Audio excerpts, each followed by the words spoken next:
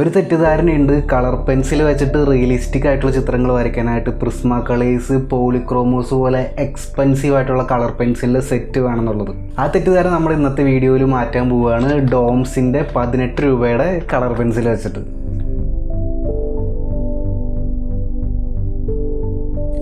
ഈ ഡോംസിൻ്റെ colour pencil സെറ്റിൻ്റെ അകത്ത് 10 കളർ പെൻസിലാണ് ഉള്ളത്. അതിൻ്റെ ഒപ്പം ഒരു പെൻസിൽ എക്സ്റ്റൻഡറും ഉണ്ട്. വെറും 18 രൂപയാണ് ഈ കളർ പെൻസിലിനുള്ളൂ. ഞാൻ പുറത്തെടുത്ത് പെൻസിൽ കാണിച്ചു തരാം. നിങ്ങൾക്ക് മനസ്സിലാവുന്നില്ല, പെൻസിലിൻ്റെ സൈസ് വളരെ ചെറുതാണ്. 10 കളർ എന്ന് പറയുമ്പോൾ വളരെ ബേസിക് ആയിട്ടുള്ള colours: brown, green, blue, purple, yellow, pink, red, light blue, black, orange, പിന്നെ ഒരു പെൻസിൽ എക്സ്റ്റൻഡറും. ഇത്ര ഐറ്റംസാണ് ഈ സെറ്റിൻ്റെ അകത്തുള്ളത്. ഇത് വെച്ചിട്ട് എങ്ങനെ ഒരു പോർട്രേറ്റ് നല്ല രീതിയിൽ വരച്ചെടുക്കാമെന്നൊരു പരീക്ഷണമാണ് നമ്മൾ ഈ വീഡിയോയിൽ ചെയ്യുന്നത്. നമുക്ക് കയ്യിൽ പിടിക്കാൻ പോലും പറ്റാത്തത്ര ചെറുതാണ് പെൻസിൽ. അതുകൊണ്ട് ഈ പെൻസിൽ എക്സ്റ്റൻഡർ യൂസ് ചെയ്ത് കഴിഞ്ഞാൽ നമുക്ക് കുറച്ചുകൂടി ഈസി ആയിട്ട് ചിത്രങ്ങൾ വരയ്ക്കാനായിട്ട് സാധിക്കും. സ്കോളർ എന്നുള്ള ബ്രാൻഡിൻ്റെ 130 GSM A5 സ്കെച്ച് ബുക്കാണ് ഞാനിവിടെ യൂസ് ചെയ്യുന്നത്. ഇത് സാധാ റേറ്റുള്ളൊരു സ്കെച്ച് ബുക്കാണ്. അപ്പോൾ നമുക്ക് പടം വരച്ചു തുടങ്ങാം. റെസ്ലിങ്ങിലൂടെ ഫേമസ് ആയ ദ റോക്കിനെയാണ് നമ്മൾ വരയ്ക്കാൻ പോകുന്നത്. അദ്ദേഹം ഹോളിവുഡ് സൂപ്പർ സ്റ്റാറൊക്കെയാണ്. ഞാൻ പണ്ട് റെസ്ലിംഗ് ആണായിരുന്നു TV-യിൽ, WWE. അപ്പോൾ ആദ്യം ഇതുപോലെ റെസ്ലിംഗ് ആൾക്കാർ വരച്ചിട്ടാണ് ഞാൻ ഡ്രോയിങ് ഒക്കെ സ്റ്റാർട്ട് ചെയ്തിരുന്നത്. അപ്പോൾ അദ്ദേഹത്തിൻ്റെ ഒരു ട്രിബ്യൂട്ടായിട്ട് നമ്മൾ ഈ ഡ്രോയിങ് ചെയ്യുകയാണ്. ഫ്രീ ഹാൻഡായിട്ടാണ് നമ്മൾ ഈ ഡ്രോയിങ് ചെയ്യുന്നത്. ഒരു ബ്രൗൺ കളർ വെച്ചിട്ടാണ് സ്കെച്ചിങ് ചെയ്യുന്നത്. അപ്പോൾ തലയുടെ ഷേപ്പ് ആദ്യം ഏകദേശം വരച്ചെടുത്തിട്ട് ബാക്കിയുള്ള ഭാഗങ്ങൾ അതിൻ്റെ ഉള്ളിൽ ഓരോ ഭാഗങ്ങളായിട്ട് വരച്ചെടുക്കുക ചെയ്യുന്നത്.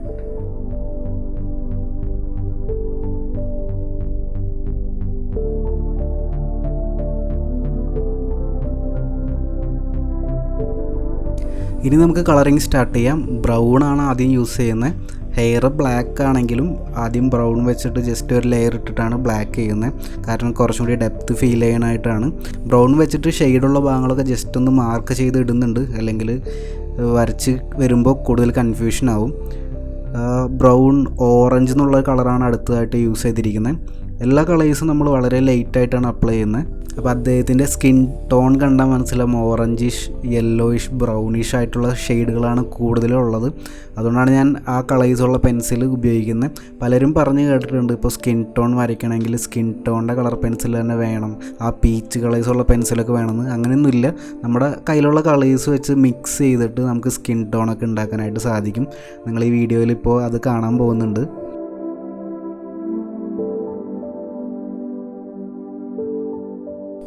ഞാനിവിടെ യൂസ് ചെയ്യുന്ന ടെക്നിക്സ് പറഞ്ഞുതരാം. പാരലൽ ഹാച്ചിങ്ങും സ്കംബ്ലിങ്ങുമാണ് ഞാനിവിടെ ചെയ്യുന്നത്.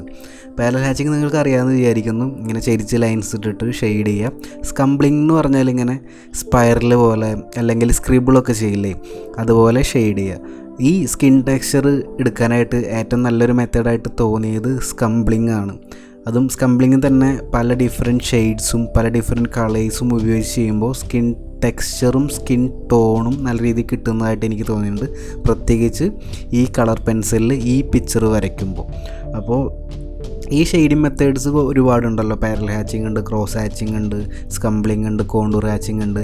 അതൊക്കെ എവിടെയൊക്കെ യൂസ് ചെയ്യണം, ഏതൊക്കെ സ്കിൻ ടോൺ, ഏതൊക്കെ സ്കിൻ ടെക്സ്ചർ വരുമ്പോൾ യൂസ് ചെയ്യണം നമ്മൾ മനസ്സിലാക്കിയിരിക്കണം. അത് നമ്മൾ ഒരുപാട് പടങ്ങൾ വരച്ചിട്ട് എക്സ്പീരിയൻസ് ആകുമ്പോഴാണ് മനസ്സിലാക്കാൻ പറ്റുക.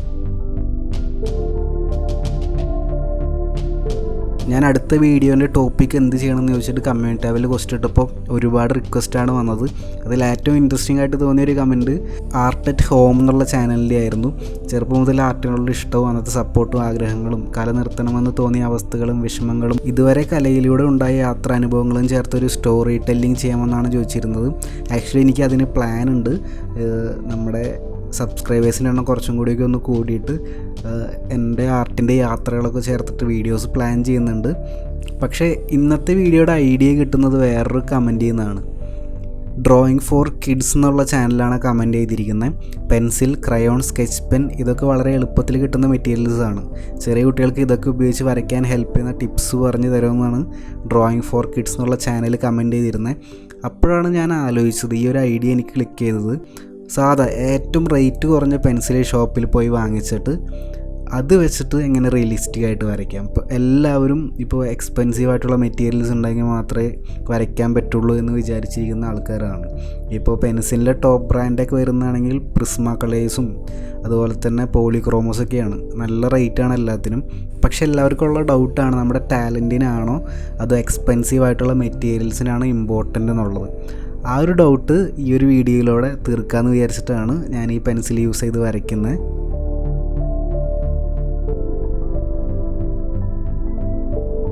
ബിഗിനർ ആയിട്ടുള്ള ഒരാൾ അല്ലെങ്കിൽ ഡ്രോയിങ് പഠിച്ചു കൊടുക്കുന്ന ഒരാൾ ഒരിക്കലും എക്സ്പെൻസീവ് ആയിട്ടുള്ള മെറ്റീരിയൽ വാങ്ങേണ്ട ആവശ്യമില്ല.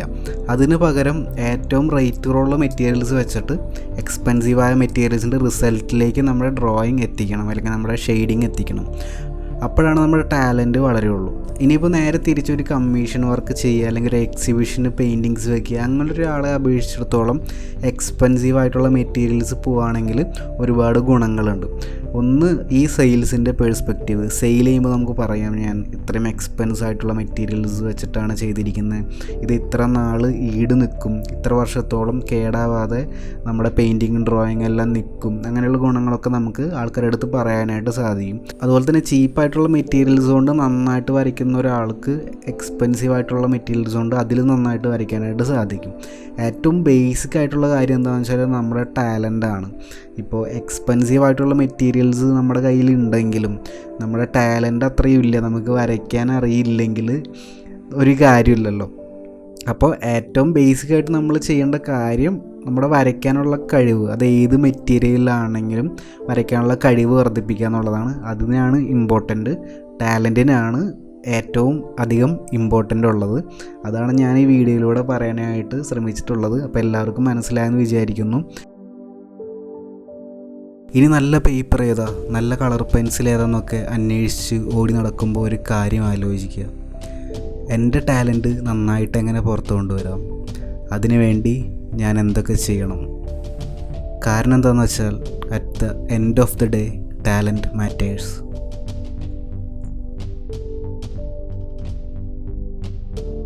അപ്പോൾ നമ്മുടെ ഡോംസിൻ്റെ കളർ പെൻസിൽ വെച്ച് വരച്ച പടം എല്ലാവർക്കും ഇഷ്ടപ്പെട്ടെന്ന് വിചാരിക്കുന്നു. ഭയങ്കര എക്സൈറ്റഡ് ആയിട്ടുള്ളൊരു ന്യൂസ് വരുന്നുണ്ട്. ആർട്ടിനെ ഒരുപാട് ഇഷ്ടപ്പെടുന്നവർക്ക് വീട്ടിലിരുന്നു കൊണ്ട് ആർട്ട് പഠിക്കാൻ സാധിക്കുന്ന ഓൺലൈൻ ക്ലാസ്സുകൾ നമ്മൾ പ്ലാൻ ചെയ്യുന്നുണ്ട്. ഒരുപാട് സ്പെഷ്യാലിറ്റീസും ഒരുപാട് സർപ്രൈസസും ആയിട്ടാണ് ഓൺലൈൻ ക്ലാസ് വരുന്നത്. അടുത്ത വീഡിയോയിൽ ഞാൻ നിങ്ങൾക്ക് പറഞ്ഞു തരാം ഓൺലൈൻ ക്ലാസ്സിൻ്റെ ബെനിഫിറ്റ്സ് എന്തൊക്കെയാണ്, ഓൺലൈൻ ക്ലാസ്സുകൾ വെച്ചിട്ട് നിങ്ങളുടെ ടാലൻറ്റൊക്കെ അടിപൊളിയായിട്ട് എങ്ങനെ വർദ്ധിപ്പിക്കാം, എന്തൊക്കെ സ്പെഷ്യാലിറ്റീസ് നമ്മുടെ ഓൺലൈൻ ക്ലാസ്സിനുണ്ടെന്ന് ഞാൻ ഭയങ്കര എക്സൈറ്റഡ് ആണ്. അപ്പോൾ അടുത്ത വീഡിയോ കാണാം. ബൈ.